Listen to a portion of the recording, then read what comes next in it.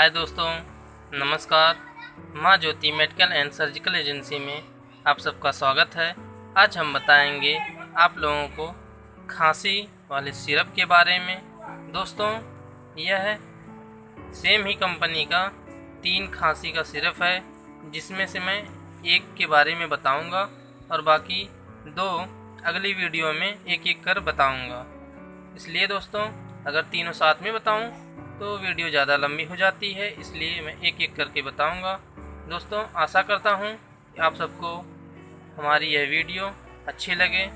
यदि अच्छी लगे तो प्लीज़ लाइक करिए, शेयर करिए अपने दोस्तों में। ओके दोस्तों, तो हम चलते हैं वीडियो की तरफ।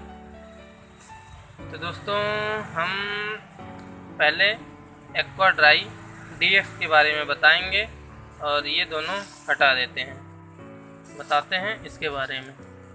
तो दोस्तों देखिए, यह एक खांसी का सिरप है जो कि 100 ml में है और इस पे जैसा कि बनाया गया है सिंबल, और इसमें मिलाया गया है, काफ़ी सॉल्ट मिलाए गए हैं। देखिए आप लोगों को बताता हूँ।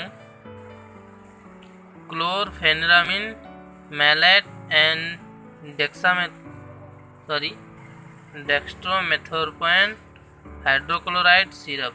तो दोस्तों ये सब मिलाया गया इसमें और इसका नाम एक्वा ड्राई डीएक्स रखा गया है, जो कि यह खांसी में बहुत ही अच्छा वर्क कर रहा है।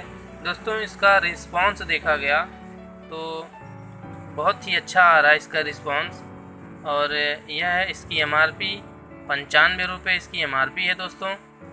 और यह एक्वा लैब कंपनी से मार्केट किया गया है, जो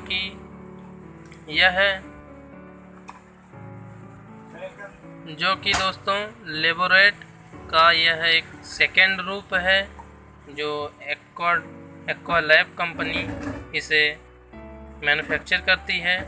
और दोस्तों यह है, आप लोग इसके बारे में जान लीजिए कि यह एक सूखी खांसी वाला सिरप है। जो अगर सूखी खांसी जब आती है, हमारे सीने में दर्द होता है दोस्तों, उसी के लिए यह एक बहुत ही अच्छा सिरप है, जो कि एक्वा ड्राई डीएक्स के नाम से जाना जाता है। यह 100 ml में है।